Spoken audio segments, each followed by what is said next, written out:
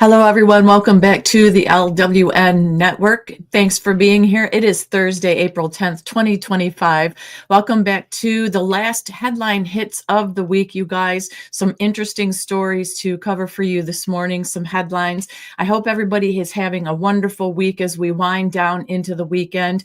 I know that here in Georgia, once again this weekend, starting this afternoon or evening, we have severe thunderstorm threats along with tornado warnings again. It seems like it's been 3 weekends in a row that this has occurred in the great state of Georgia. So please keep all of us in your prayers and thoughts for this weekend and tonight as we take on another set of storms moving through all along the southern states and some of the Midwest as well.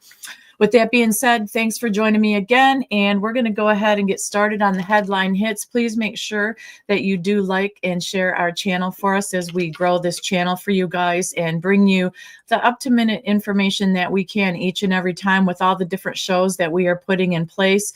We are still a work in progress. We haven't had many night shows on, and I know you've noticed that. It's not that we aren't trying, but we still have a lot of stuff that we are doing behind the scenes to get our channel up and running for you guys. So I'm thankful for the most part. Headline Hits is put together somewhat. We still have some work to do on that as well. But, we try to keep you posted and keep you up to the minute as best we can. And we do night shows when something serious breaks. We put all things aside to be able to do that for you guys. And we feel thankful and blessed to be able to do that. So with that being said, let's go ahead and head on into this.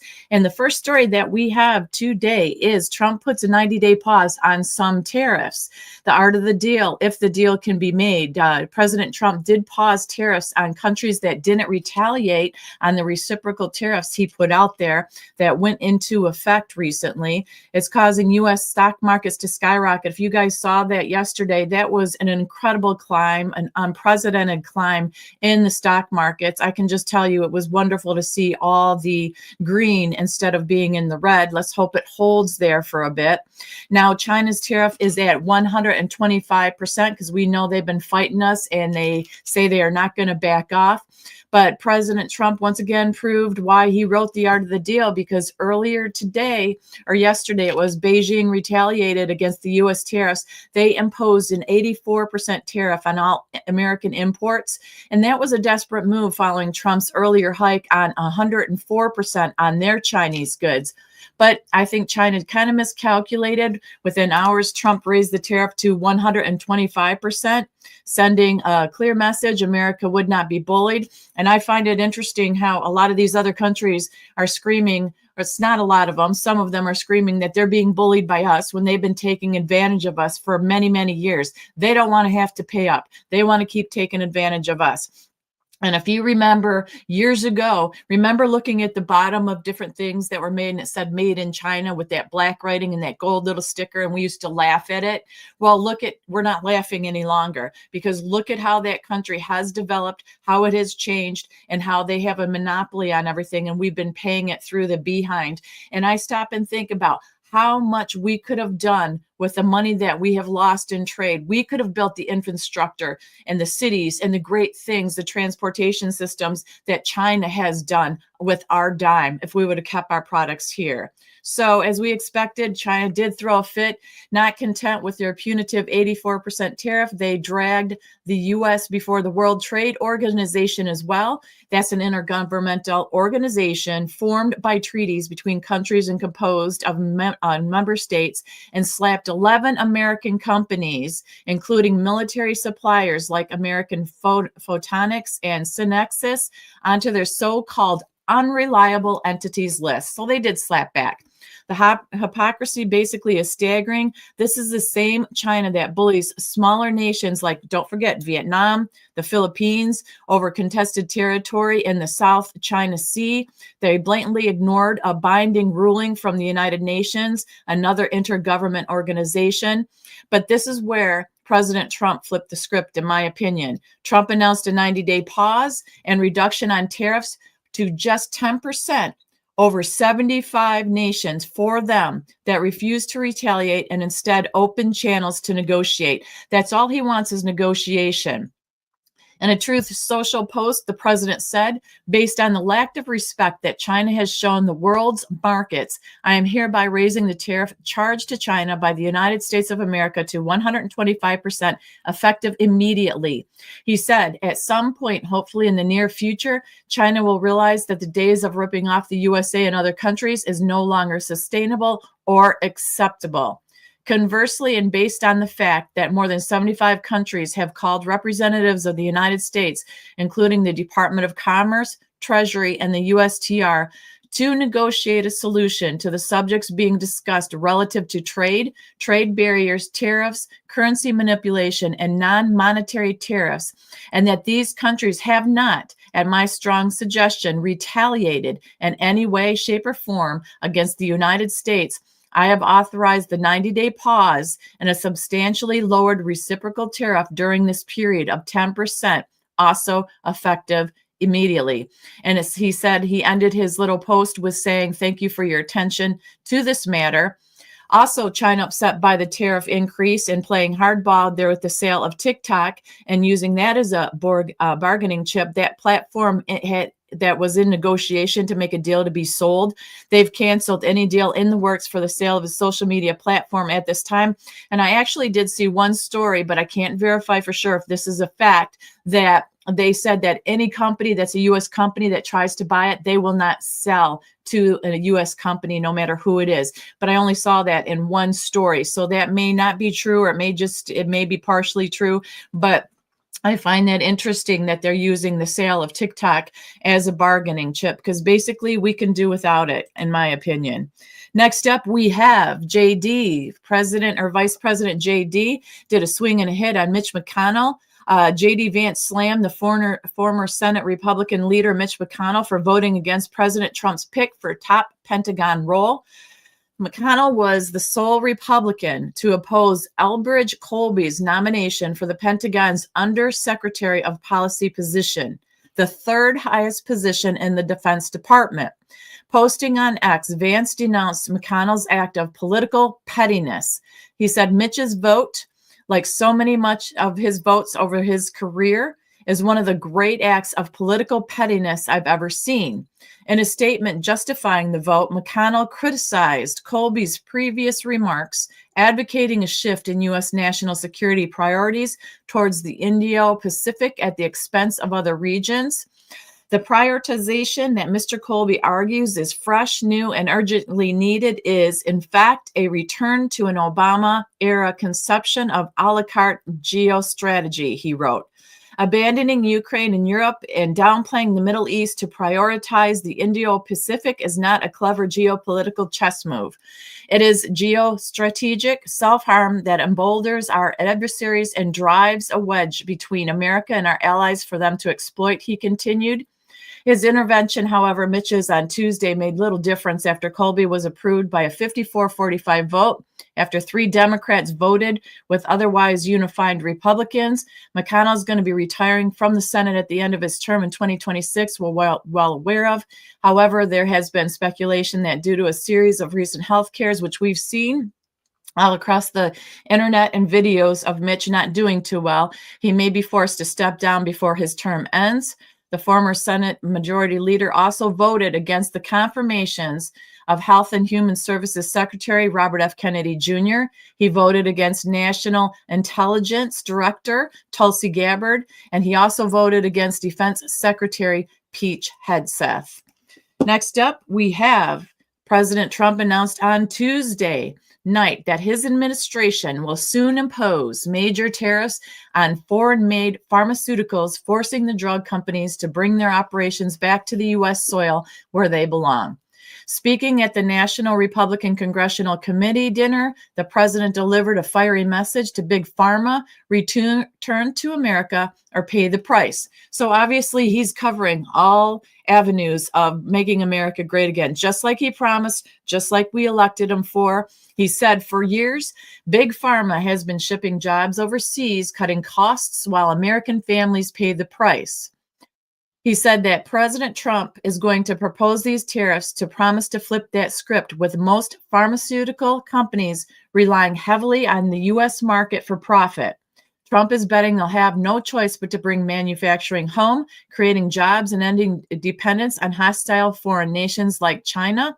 Trump stated, we're going to do something that we have to do. We're going to tariff our pharmaceuticals.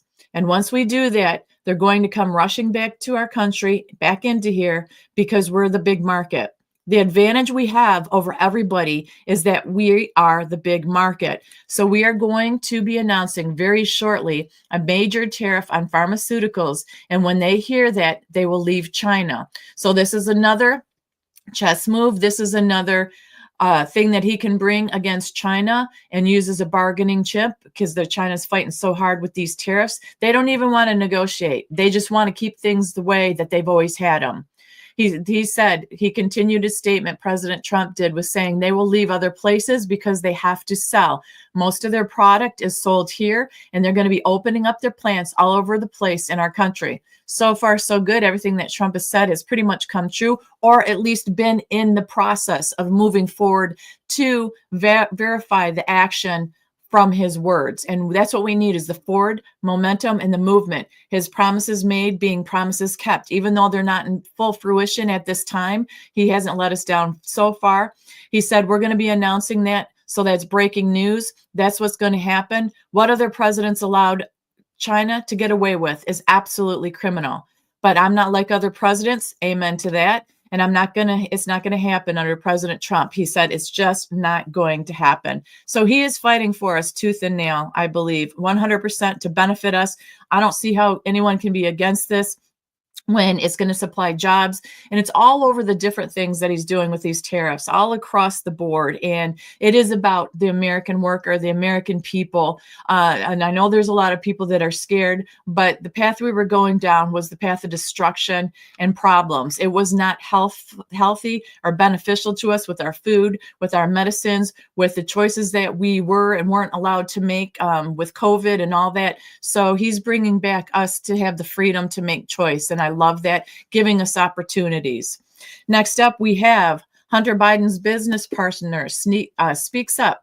In his first interview since being pardoned by President Trump last month, former Hunter Biden business partner Devon Archer tells Just the News that there was no doubt at all, the younger Biden was talking business with his father, and confirmed that his former partner was selling the Biden brand in deals abroad.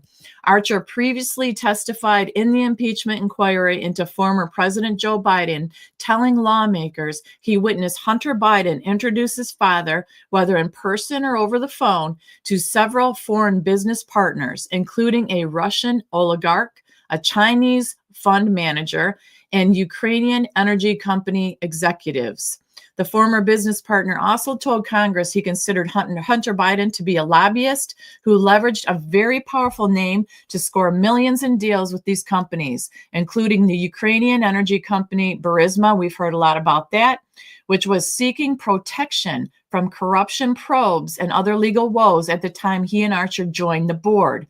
I mean, there's absolutely no doubt in my mind that Hunter Biden discussed his clients with his father and other government officials, said Archer. Now, we may think there's nothing new, but here it is, somebody that worked with him talking about it. And yes, we are still waiting with bated breath for these people to pay for the crimes they committed against this country and we, the citizens. So we just have to keep hoping and praying that that will come true.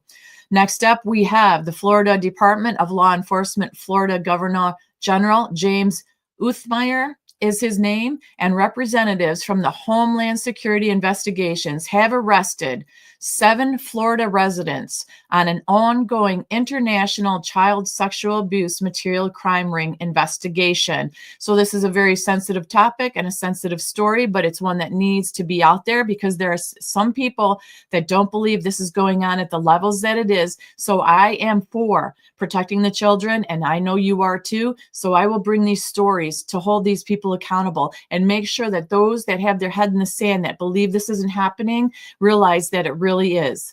Officials say the men purchased the material through ads on TikTok and that the ringleader is believed to be in Turkey.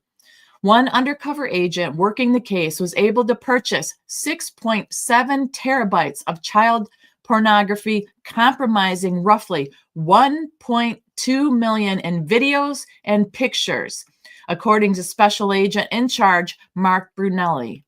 It is disgusting that child sexual abuse material is advertised in plain view on apps such as TikTok, and we will continue fighting to get these major social media companies to do their part in shutting down the spread of this material. I am grateful for our FDLE partners who uncovered this deviant network and highlighted their sickening actions.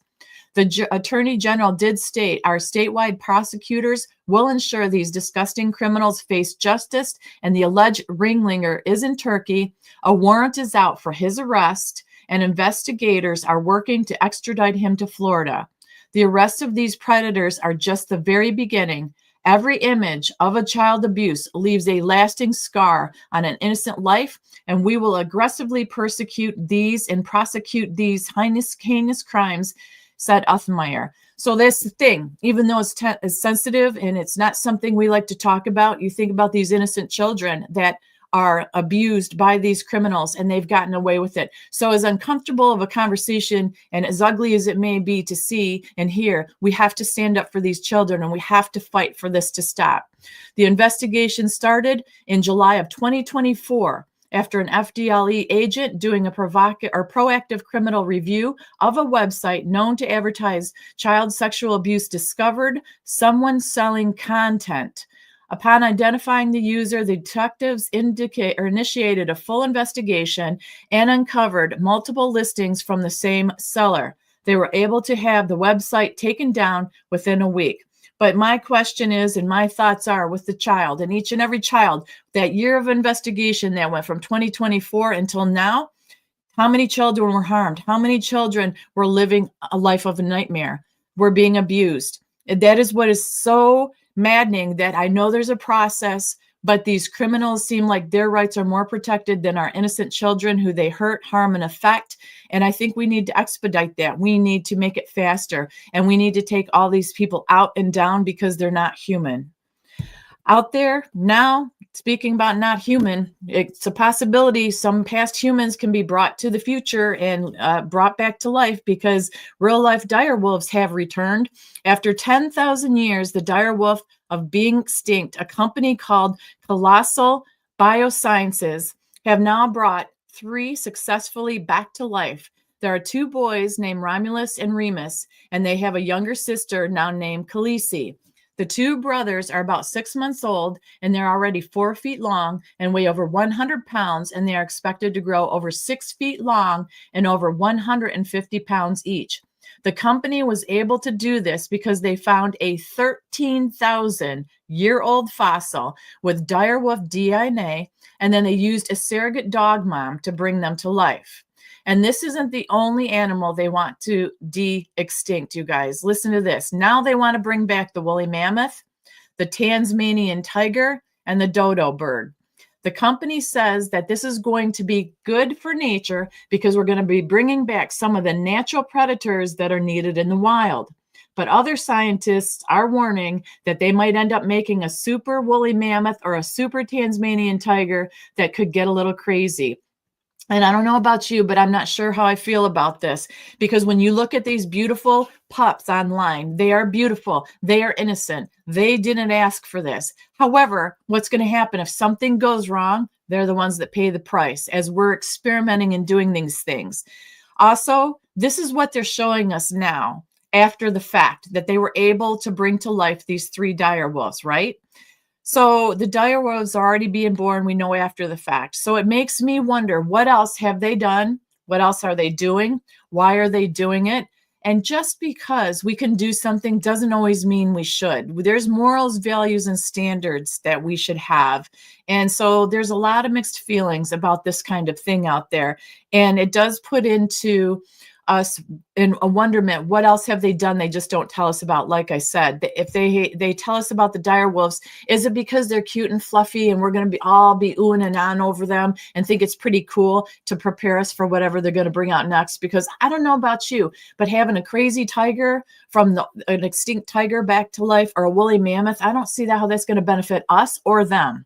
I have no idea, and I can't even comprehend that. But here we are. Like I said, it seems like this world, we're living in crazy times, and they just keep getting crazier. It's like all of a sudden now we're going back to Jurassic Park times, and we all know how those movies turned out.